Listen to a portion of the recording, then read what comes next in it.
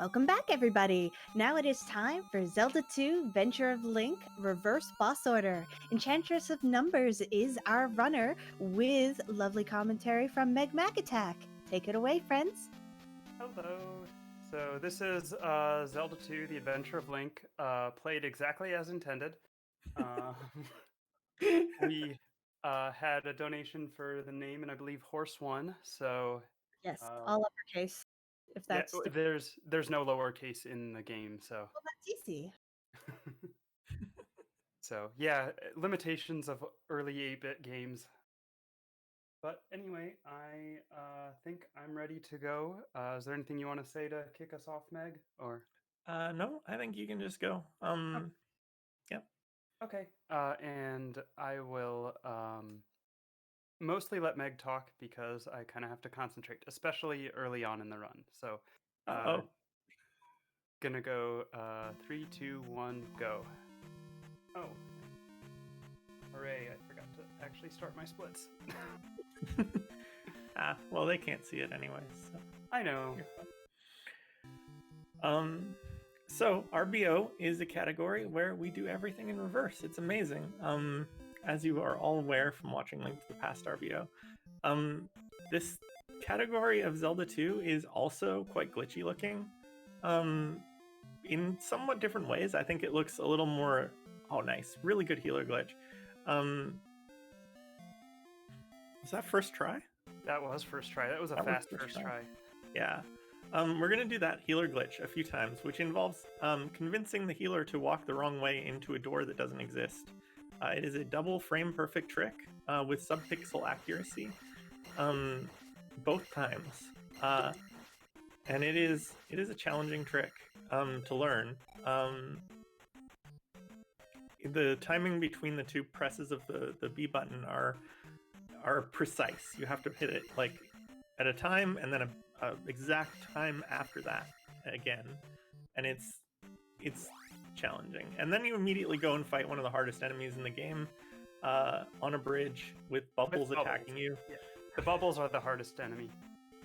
And then we go into Death Mountain backwards, which, if you are familiar with this game, this is the hardest part of like a vanilla normal run of this game is going through Death Mountain, and we're going through the back door because we wrong warped to the back entrance of Death Mountain. So this is an adventure for sure. It's a very adventuresome quest. It's a very adventuresome quest. We're actually going to go through the front door of Death Mountain in a bit, but it's going to look very strange when we do. We're now immediately going to go try to get Hammer, which is the first item you want to get in any glitched run, pretty much, because it is key to opening up the world.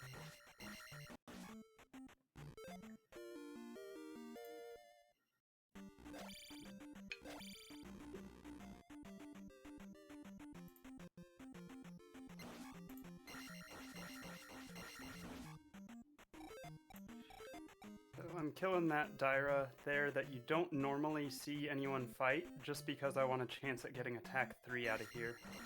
Yeah, if you're familiar with speedruns of this game, you will have never pretty much seen anyone go left there. There is nothing interesting to the left for speedruns, so got a little bit of a shot at seeing something a little different. Obviously, everything is in the dark here. We're never going to get Candle in this run. It is not a 100% run, unlike the main category of this game, which is 100% all keys. So every time Eon goes into a cave, it's going to be dark like this, and most enemies will be invisible, except for, and you may or may not be able to see this on your stream because it's pretty, like, tiny detailed, but you can see their feet against the floor. You'll see a little dark spot. And we got Hammer, and we immediately left. We didn't even go back and get the magic jar. I did not get an experience point drop, so I didn't bother killing the last enemy. Right. and I'm down an attack level, but that's okay. There's a small grind section later in the run that we can just make that up in. So Yes. The glitched runs of this game are the only runs that have grinding in them for the most part, because we don't really tend to place gems as much or at all. And we placed gems one are gem in this category. So yeah. Gems are the main tool that speedruns use to kind of increase experience points. They take you, when you place a gem in this game, it takes you up to the next level, whatever that is, where what it says in the next bar on the top right, it'll take you to whatever that total is. So the speedruns tend to use that as a tool to get large amounts of XP, like 9,000 XP at a time late in the game, or 8,000. And that's the only way to get XP of that amount. So in the glitch runs where we don't place gems, there is no way to get that level of XP, so we have to actually do a little bit of a grind. Fortunately, there is a really good place to do a grind, so... Neon is kind of going through a whole collectathon, was going through a whole collectathon bit there, but now we're going to go do a healer glitch again and get into what is called scroll lock. And scroll lock is basically when we go into Glitch Town. Oh, nice! Another first try healer glitch. That's awesome. wow, I am shocked. So Glitch Town is basically a zero room of the game. It's kind of where it takes you if you go in a door in a town that doesn't have anything set for it. And its doors lead back to itself, and that confuses the game by overflowing what we call the door stack. And then once the door stack is overflowed, after going through doors about 5 times, it starts spewing 1s and 2s, depending on which doors you go into, all over memory. And one of the effects of that is to completely mess up some tables about how wide screens are. And you'll see that Eon was able to just immediately walk left out of that room. And now we're in a palace and everything looks strange. And we got to jump over the invisible lava. Yes, very important to jump over the invisible lava. And this is obviously how the game was intended to be played. This is what Miyamoto's vision was. We're fairly confident, and somehow it just got corrupted in the development process. And the evidence for that we'll talk about later. But yeah, we just walked through Palace 2 without really even encountering a single enemy, all the way to the glove. We didn't have to use a single key. It takes about 3 or 4 keys to get there normally, I think. 2 at least. I love how 3 that game is just standing there with like no ceiling. It's like, I could just jump over that. Yep. There will be a lot of floors that are missing, floors that look wrong, ceilings that are there that you can't see. Everything looks really strange in this run once we get into healer glitch.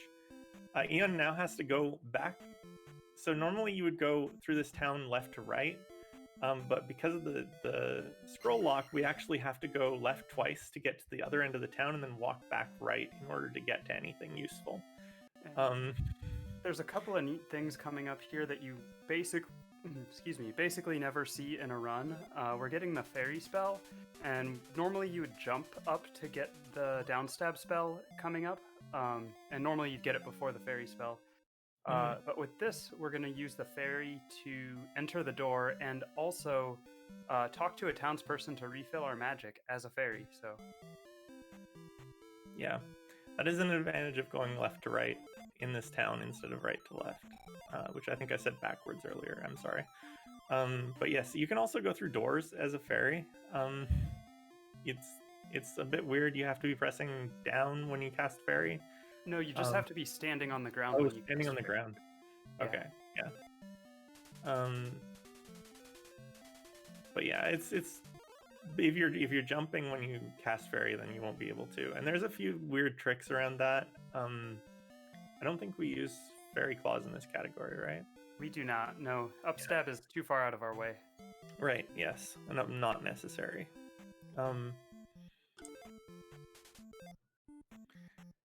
But yeah, and now we're back in Glitch Town.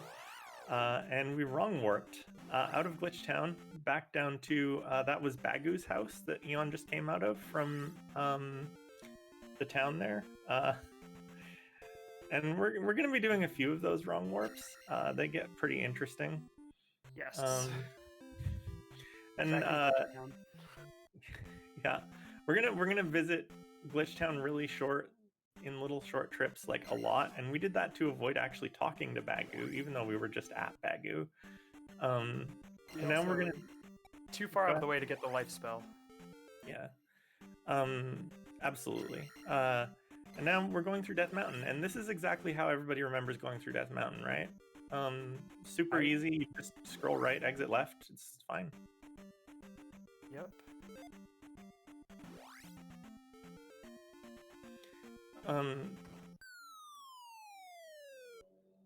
Yeah, that's Death Mountain, the right way around, according to, you know, the purists. But and now we wrong warped again. Now we're on Maze Island, which is clear across the world. You could liken that to like a world wrap in Zelda 1, except it's even more significant because we skipped major items that we no longer need to get in order to get over here. And we're going to get the boots, and we need those to get into Palace 5. So a lot of this early game is just collecting items that we need in order to actually get to the bosses in the reverse order that we need to fight them. And as a plan is joking there, saying, yeah, yes, part of Death Mountain, but in the game, the reason that works is that in the game's memory, there is actually a mirrored copy of Maze Island in the map data for Death Mountain and vice versa. And the wrong warp glitches that we were using elsewhere happen to lead from one of the Death Mountain root caves all the way into one of the Maze Island caves in the mirrored copy. And then when you exit Maze Island and come back in through some kind of encounter or something like that, you're actually in the real Maze Island at that point. That has some weird implications in the 100% run, where the Maze Island actually gets kind of messed up if you do certain things, and it kind of screws things up.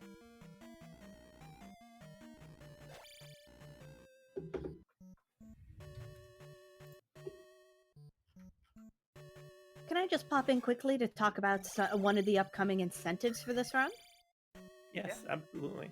Perfect. So just a reminder to everyone, we do have a donation incentive open in order to see Glitched Horsehead in this run. And if I'm correct, that's in about 30 minutes? Yeah, approximately. Okay, so that means we have 30 minutes in order to raise $400. I know that seems like a lot, but I have faith in all of you. We can definitely get this, because I have a feeling we're going to want to see this. Yes, especially since we're named Horse. Yeah. It's Someone like named us Horse, and yet we haven't met that incentive. Come on, let's get that incentive met so that we can see the Glitched Horsehead, because it's something to be seen.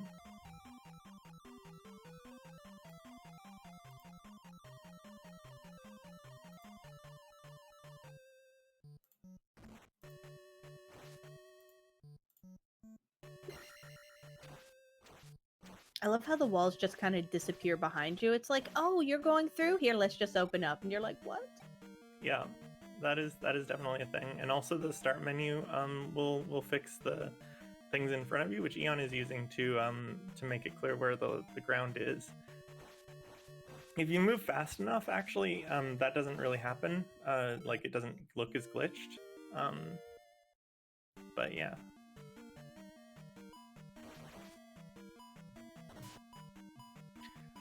I personally think that the aesthetic of the game glitched like this is better than the vanilla game. Like it kind of looks like there's little rays of light coming in from outside, with these like lines through the screen, and I kind of love that personally.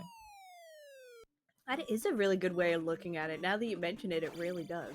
I love it. Particularly in the houses later on, it looks even more like that, I think. And I personally just really love that.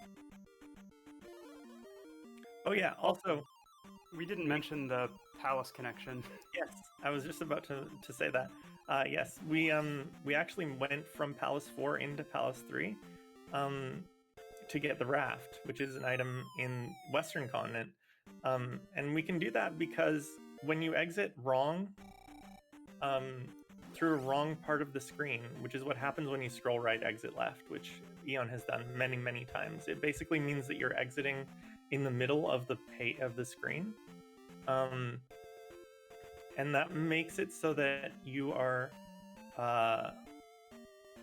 exiting on what is normally an up or down exit, and that makes it so that you go through an exit that they didn't initialize, and that basically punts you out to the beginning of the palace. But Palace 3 and Palace 4 share an entry template, and also all their default 0 pages for their rooms are the same. And for Palace 3, 4, and 6, they are all Palace 3's entry room. So doing a bad exit out of any room in any of those palaces will take you to the Palace 3 entrance with the palace's sprite palette that you entered with. And that's how the horse head glitch that we're hoping, well, the incentive will be met for, is done, for example. We're also going to see that with Rebo Shark later, so...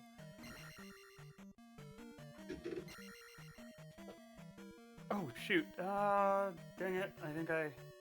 Uh-oh. Yeah, okay. So, I did that before. Okay, we can fix it.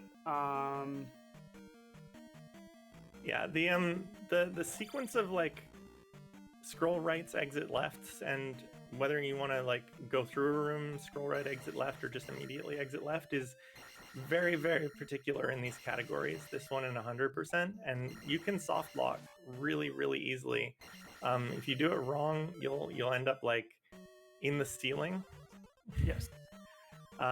In the room that you exit to, and you'll be stuck. Or you could end up stuck in the floor of the entryway. Also, that's a fun one. So I'm gonna have to grab a jar that I don't normally grab, because I plan on a magic level up in here that I took, but now I don't get to take it again. So, okay. But yeah, it can get very, very confusing when you're going through this. And in the any percent run, which is much shorter, it's only about 20 minutes, you only really ever do Palace 2 and Palace and Grand Palace. And it's actually not that bad to remember the screens and the scrolls and everything in those, but when you're doing these ones, it's a lot harder. There we go. There is a unicorn head up there that you can't see right now. And if you're familiar with the game, you might be able to tell what room this is, but if you're not, then you have no idea what room that is. Yeah. It actually took me a while to remember what room Eon was in and looking for a jar in just then. And I know this game pretty well at this point. There was another one I could have gone for instead, but that we'll actually see later in the run. I'll grab. But I figured I'd get that one. Probably would have been faster to get the other one since I couldn't grab it. But I did get a little extra experience, which is good since running a little bit of a deficit on experience with not getting Attack 3 out of Hammer Cave. Yeah, experience is a huge, huge deal in this game. Every run of this game focuses really heavily on how much experience you have at any given point and all of that. Like, it's a very important part of any speedrun of this game.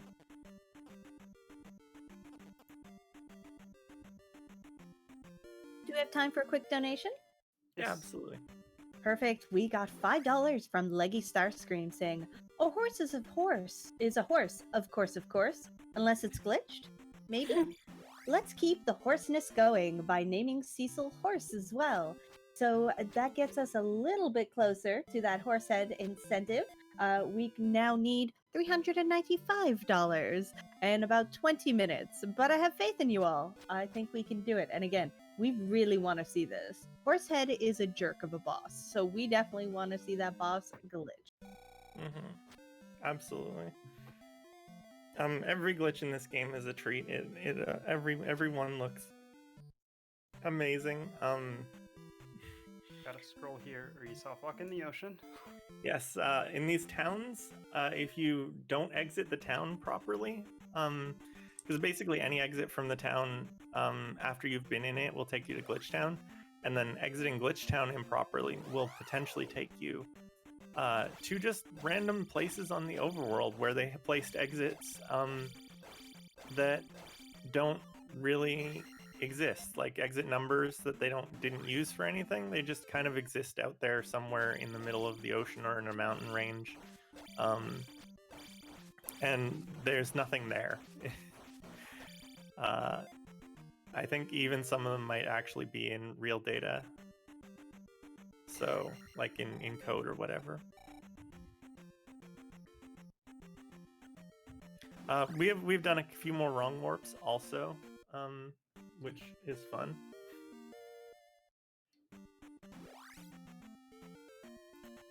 Okay, we're gonna get our second spell of the run, so that's exciting.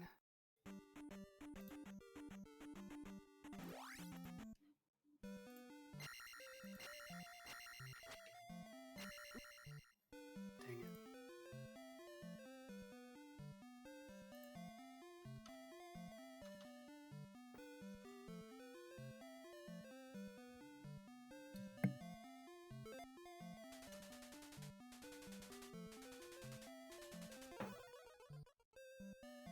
So you almost never see your spell screen with just Fairy and Thunder.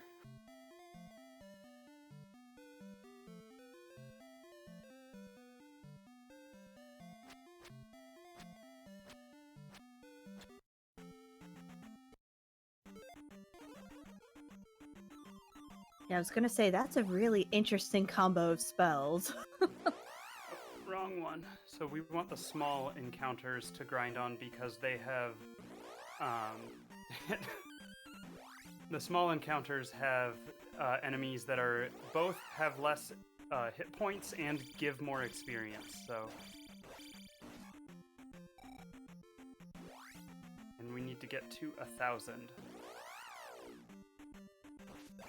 for attack 4. Usually for marathon runs, I'll grind up an extra level to attack 5. But in the spirit of marathon unsafe runs, I am going for my basically the world record strat of attack 4 at going into Great Palace. So, which means that Eon is going to have to hit Thunderbird 32 times. Yeah.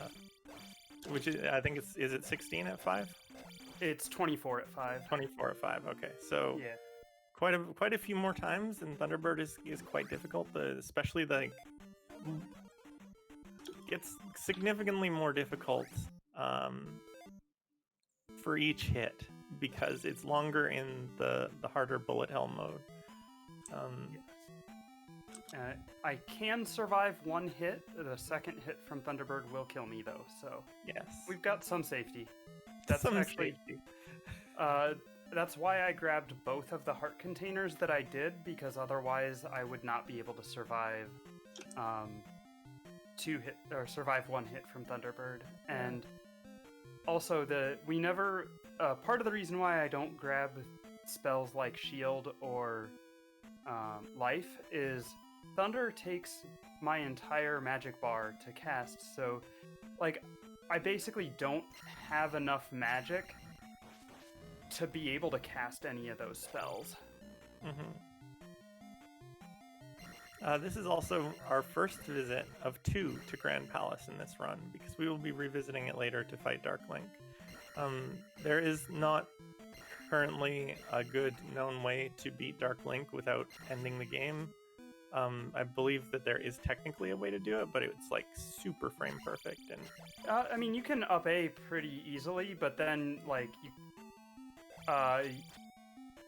it doesn't really save that you beat Dark Link or anything like that. You'd have to do it again. Yeah, if you wanted to get to the credits, you'd have to do it again. All right.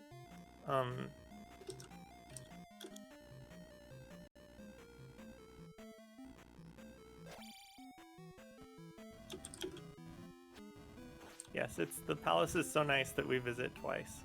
That's not great. No, it is great. It's the Great Palace. No, I meant my health situation. No. Oh no. That's okay, technically. This palace kind of meh, actually. I'm personally a big fan of the idea that the bird knights in here are the Rito. This game takes place at the end of one of the Zelda timelines if you follow Nintendo's nonsense, bizarre timeline theory. And I'm really a big fan of the bird knights being the Rito defending the Triforce of Courage after all this time. We call this Scott Bicula, and Eon is using the strategy of casting Thunder on it to get it to back off. It takes 2 Thunder hits or 3 to kill it? 2 Thunder hits to kill. 2 Thunder hits. And at this attack level, it would take a ridiculous number of hits to kill it, and it's just not worth it. So now, I'm going to try to get a red jar later so I don't have to death abuse, but we'll see what happens. I was very nervous about that flame catching up to your foot just then. Me too.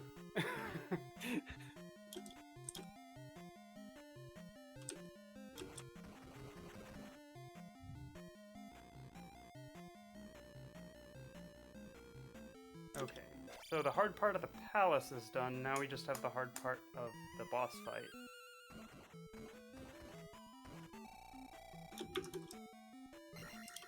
Just wanted to refill my health so I don't need to death abuse to take more than 1 hit from Thunderbird. That fairy is in such an awkward spot, and I get nervous every time I watch someone try to get it, even though I know that you would probably almost never actually hit the block underneath and fall in. It just endlessly makes me nervous. Yeah. I mean, I've done that before in my early runs when it was grabbing it out of necessity to not game over with, attack 8 and stuff.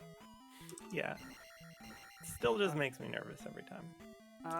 Dang it. I actually don't even want to try to get another one, so I'm just gonna take a death abuse. We only have 1 shot at Thunderbird, so here's hoping it goes well.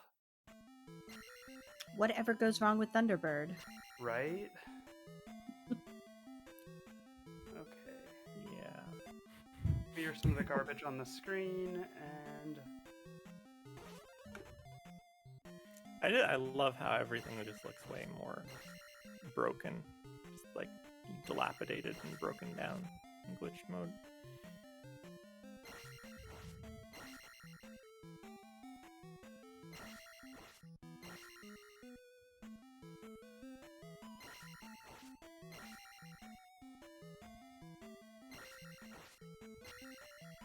Oof, that was a close call.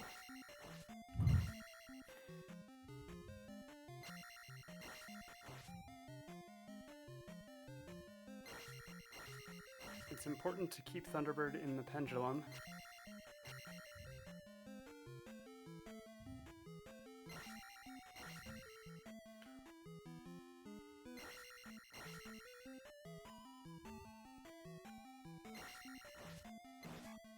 Were you even scared? I was terrified. I've been holding my breath. I was terrified of watching that. Yeah, I didn't want to talk too much because I didn't want to mess you up. But yeah, so that's the pendulum strategy for Thunderbird, and it's a jumpless strategy. Very particularly common in RBO, but often used in randomizer and by people who just don't really like the non-jump strategy or the jump Or strategy. attack one fights as well if you do attack one challenge. And it basically makes it so that you don't really have to worry as much about Thunderbird, but if it gets off rhythm, it can be very, very bad. And sometimes there's just a stray fireball that is very difficult to dodge. Yes. When you reset in the right corner, sometimes that fireball winds up a fireball. Normally, the right corner is safe if you're just statically sitting there. But when Thunderbird is moving in, one of the fireballs can come into that corner and hit you. Okay. So yeah, now we're just gonna go fight some other bosses. They mostly get easier as we go, although Goomba is gonna be a high difficulty watermark. Yeah, Gooma's the next hardest boss after Thunderbird. I might even say Gooma's harder than Thunderbird, but that's my personal opinion. I'm skeptical of that. I have not run RBO, so I shouldn't really talk, but I I like fighting Goomba, and I really dislike fighting Thunderbird at low attack levels. Can I pop in a donation? Yeah, absolutely. Perfect. We got $50 from who's this? Meg Mac Attack. I think I know who that person is. What is a horse really? A miserable pile of glitches. So that gets us a little bit closer to that glitched horse head incentive. We just need $345. So we do still have time left if you want to see that, and it's pretty hype. You definitely want to see this. Yeah, we have 5 bosses to go. We're about to get to one of them, but yeah, I basically just need to know before the helmet head fight, because it determines what I do when I leave that fight. Right. Yeah, so when we're in Palace 2, that'll be the moment when we need to know, pretty much. So you have not a lot of time to get in for that incentive, but there is time.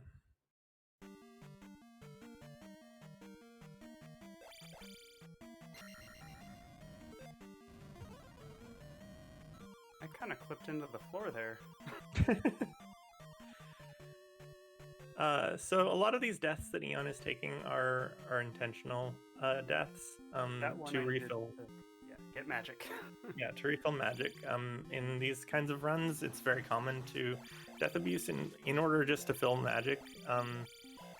We'll see probably a couple more of those, I think. I'm not actually sure how many death abuses are normal in RBO at this point. There should not be any other intentional deaths. Oh, okay. You don't tell us that. You just very little. Yeah, every death is intentional, Eon. Right. Come on. Well, we use very little magic in this run, actually, and it's specifically routed to use the boss room keys. So the gem here I will place to get attack 5, and that's the only gem that I will place the rest of the run.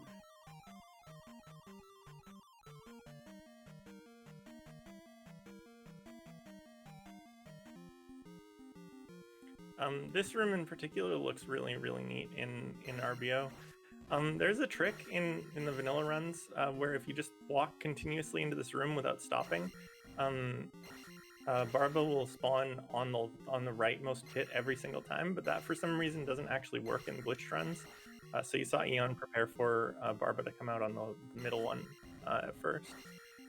Yeah, for my strat, the middle pit is actually the preferable pit for Barba to come out of. But I think it has to do with how we were talking about the scroll lock glitch messes with the tables about how the game knows the width of screens and stuff like that, and I think that's why that makes sense. The manipulation does not work. Also, that boss is also known as both Volvagia in the Japanese version, which you may recognize from Ocarina of Time, which is a game that references this game a lot. For anyone who thinks that Nintendo just kind of forgot about this game, It's a common belief. Ocarina of Time in particular has a large number of references to this game, including bringing back a bunch of enemies from it. Iron Knuckles in particular come from this game.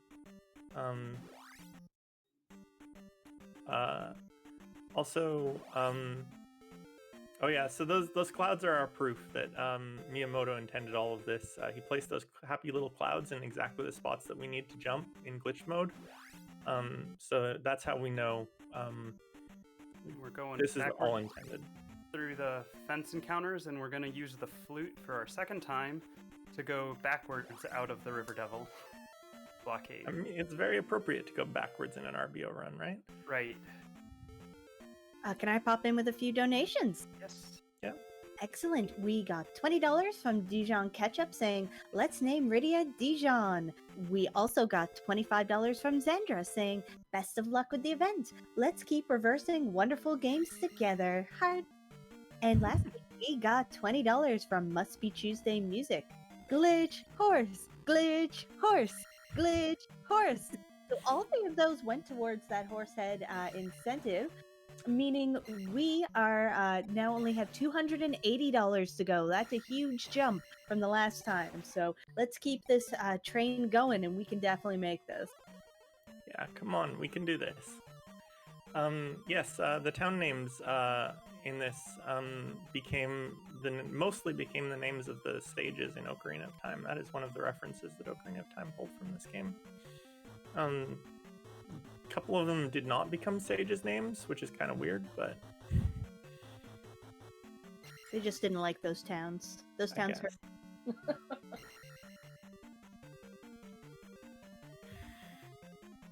Yes, the best Ocarina of Time character is definitely New Kasuto.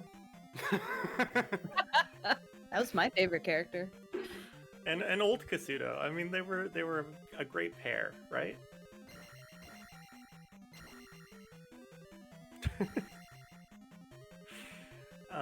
Here's another unicorn statue, if I can grab it, that you can't see. Yeah. This is going to be the Goomba fight. This is definitely one of the two most challenging fights in the game. At low attack levels, Goomba hits like a truck. I have no shield spell. No shield spell. No life spell. Both things that people cast regularly on this fight. So Eon, I believe, is going to take this very safe and do the punch him in the gut and run away strategy, which is definitely the one that I tend to when I'm teaching people how to play this game. That's how I teach them to do it, although with a little less finesse than this. Eon is making it look a lot cooler than it looks when you just kind of duck and punch him in the ball,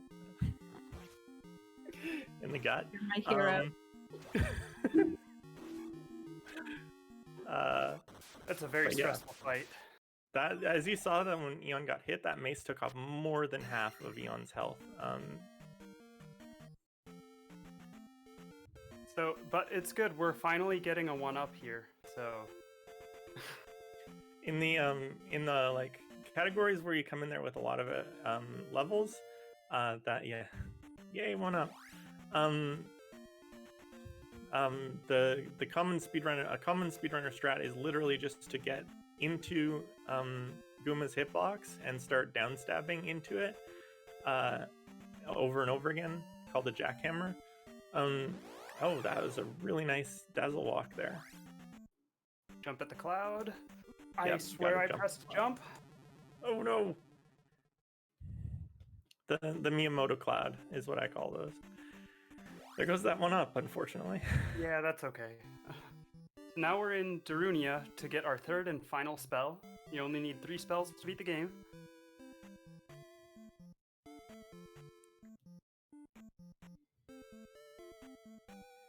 I love the way the towns just go weird as well. Also, remember that child we picked up 20 minutes ago? Finally returning him, so... We just took that child with us this whole way. Don't worry about it. Yes, I'm very fond of describing Zelda 2 as Kaizo Zelda. It's kind of, I think, a very accurate description of what Zelda 2 is. And when you add RBO onto it, or 100%, the glitched 100% run, it gets even more Kaizo-y in a lot of ways. Someone recently made an actual Kaizo Zelda 2 hack, though, for a hack jam that both Eon and I participated in. Eon is doing some stabs, and that's to manipulate somewhat the RNG for how the encounters come at her. So they come at her quickly rather than like spreading out as they get closer to her. And we're gonna wrong warp again. A lot of wrong warping. If I called out every wrong warp in this, I'd just be doing nothing but at this point. Right, Just and gonna we pop get it. to use the boots to get to Palace 4, which is nice. Yes.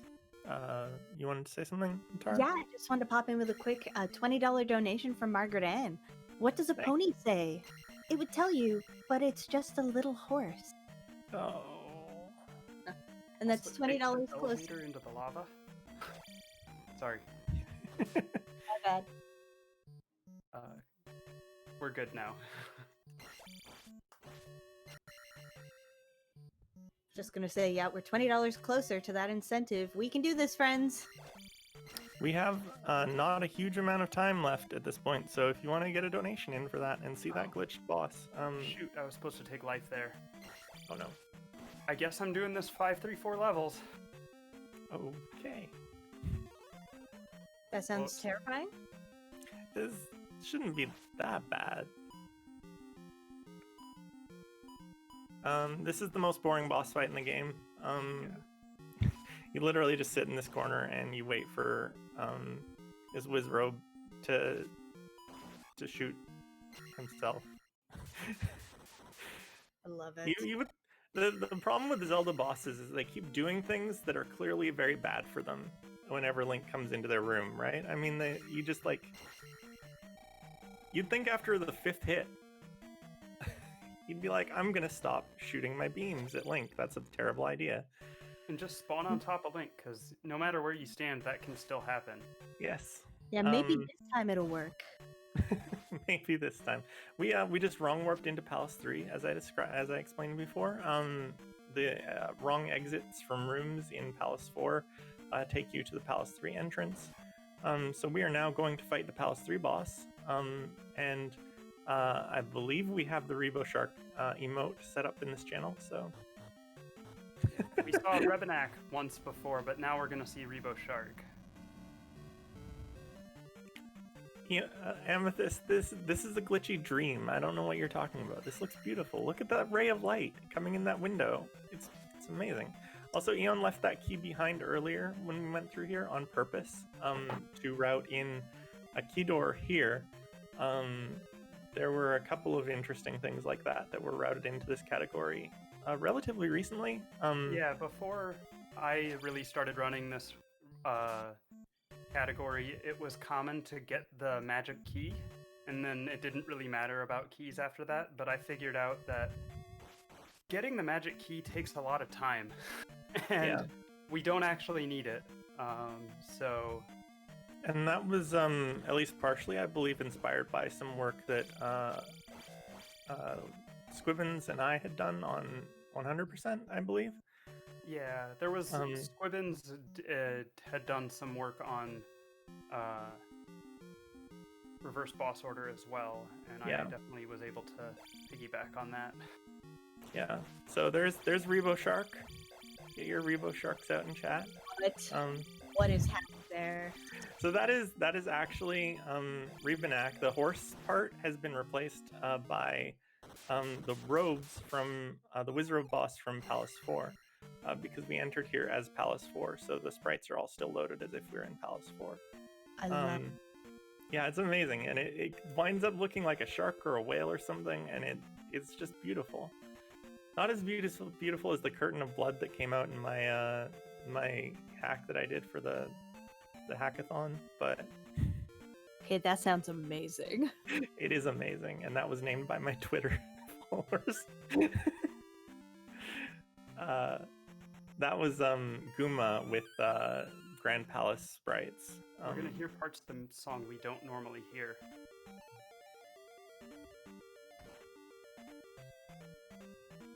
I got the full loop of the melody.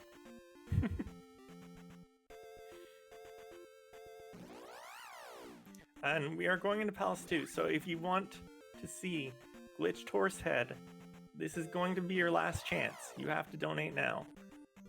Because once we finish Palace 2, we're going to have to know whether we're doing it or not.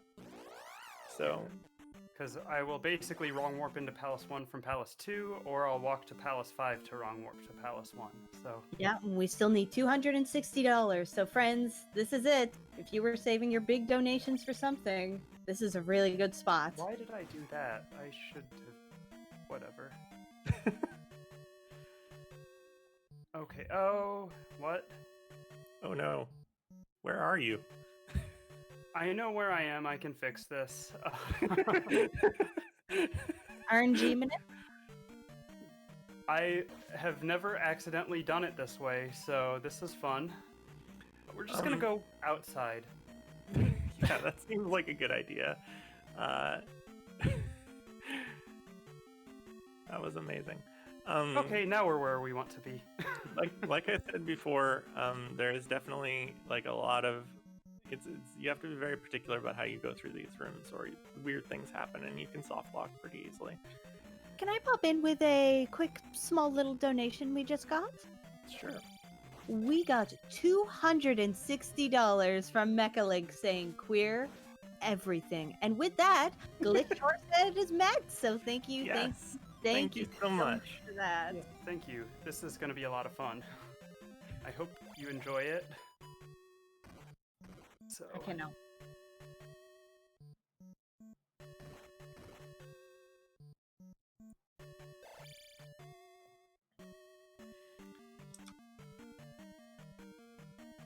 So these last two bosses are kind of a victory lap for the most part at this point with these leveling. Even though we're very underleveled for like late game in this game.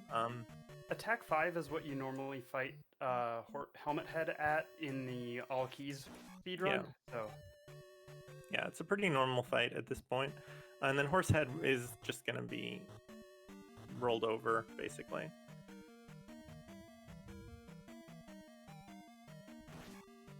But at least we'll roll over a glitched Horsehead.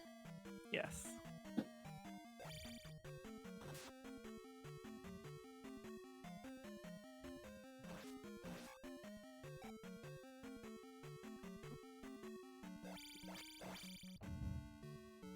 that was a mistake. But just look at how these rooms look. I love the way this game looks glitched so much. I'm sorry I keep gushing about that, but it looks so much.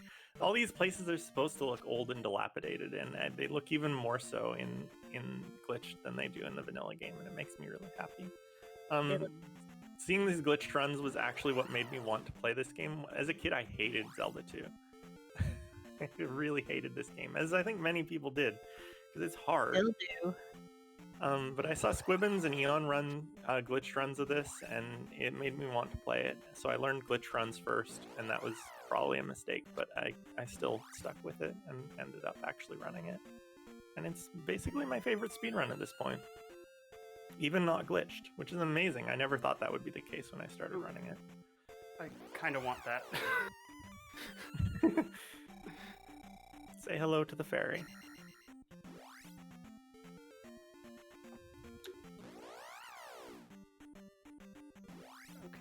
So now we're entering Palace 5 again. And we have to take the elevator down, because if you don't, you soft lock in the wall. Yeah, so this is, again, using the fact that Palace entrances are linked. So Palace 5's 0-page room is Palace 1's entrance.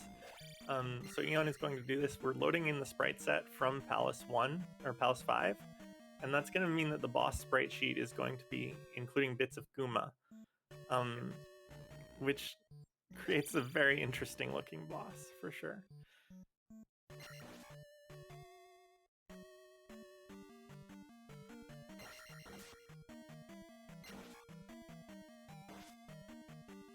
Yeah, I'm used to seeing this with the Palace 2 tile set, so it's a little bit interesting to see the Palace 5 tile set in here. Mm-hmm.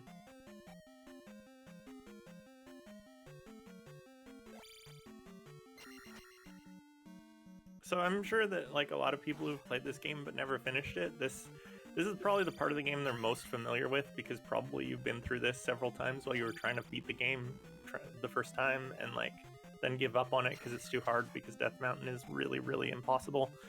But it just looks a little bit different right now, and some places kind of glitchy, but because we're going to the right mostly, it's not as glitchy as it could be. Palace 1 is a right-biased palace, and that makes it so that the scroll lock glitch isn't doing as much work as it normally does, but we still get the nice window effect. And here comes glitchy Horsehead. Glitch Horsehead. Oh, wow. I'm trying to see what his mace looks like before... He's not throwing out the mace, okay. Wow. Come on, horse. Can we note that the curtains were basically the trans pride flag as well? Oh, nice. Yeah, that's awesome. All right, and that is all of the normal bosses of the game, and we're going to go, I believe, do a few more weird... Oh, we're going to go get the heart. Oh, no, this is a wrong warp, right? Yeah, it's slightly faster to wrong warp from there than to Yes. walk straight to this cave. Yeah, we wrong warp to this cave, and then we wrong warp out of this cave. And that takes us here, and then we wrong warp out of this cave, and we're just like going all around Eastern Hyrule, and then we're in and then we're in Grand Palace again. So, yeah, clearly the way Miyamoto intended. Everything about this is definitely the way Miyamoto intended. Alright, so I have one life level higher than when I came here before, so we should be fine, and one attack level higher. Fortunately, the game does save that you beat Thunderbird. One of the meanest things I've ever seen anyone do to someone blind playing Zelda 2 is tell them that Horsehead being defeated didn't save. Thunderbird. Yeah, sorry, Thunderbird. I'm tired. That was the relief, though, when he realized that Thunderbird did stay dead was pretty incredible.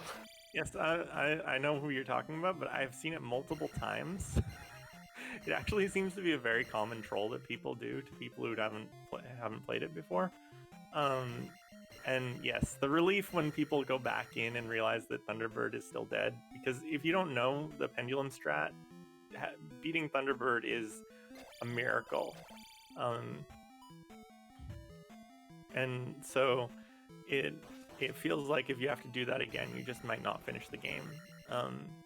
But yeah, fortunately the game does save Thunderbird dying. If you're ever going to play this game and you haven't before, rest assured, if you beat Thunderbird, you never have to do it again.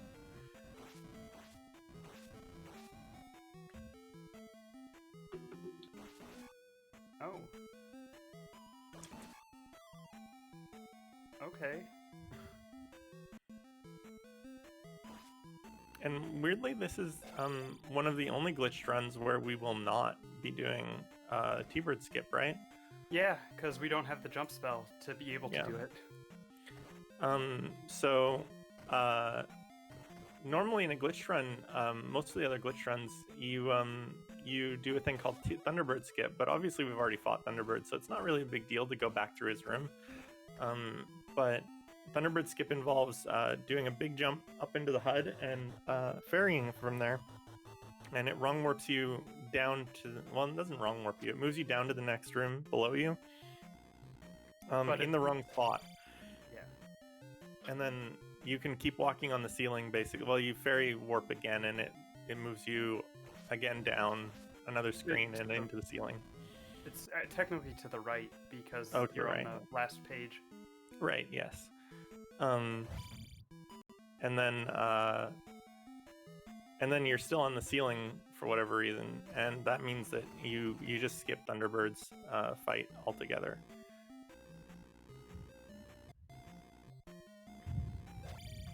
But obviously we had to fight Thunderbird anyways, so we're not doing that. I think it would technically be slightly faster to do Thunderbird skip, even if you didn't have to fight Thunderbird, just to save some walking. But yeah, you don't have a jump spell to do it, so... It should be quicker to do because you kind of warp to the right end of the room in both cases, so... But we also don't have magic to do it. Yeah, this is probably the lowest magic not challenge run I think. I mean, in a sense, this is kind of a challenge run if you're Kind of. doing it with like world record route. But I mean, like, as opposed to the TAC 1 Sure. challenge kind of things. So.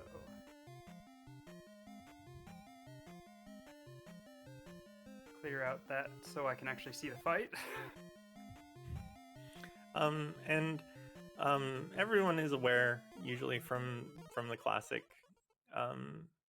strategy guides way back in the day, all the way to Angry Video Game Nerd, that if you just stand in the corner and keep stabbing, you'll beat Dark Link. The fight Eon is doing right now is a little bit more Manipulated, and specific than that's that. time. Yep. And yeah, time. It's a little bit more manipulated and faster than doing that.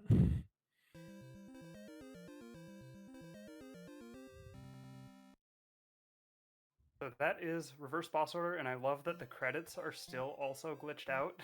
Yes. That's one of my favorite things about RBO is that so frequently the credits are glitched too. You're just like, yes.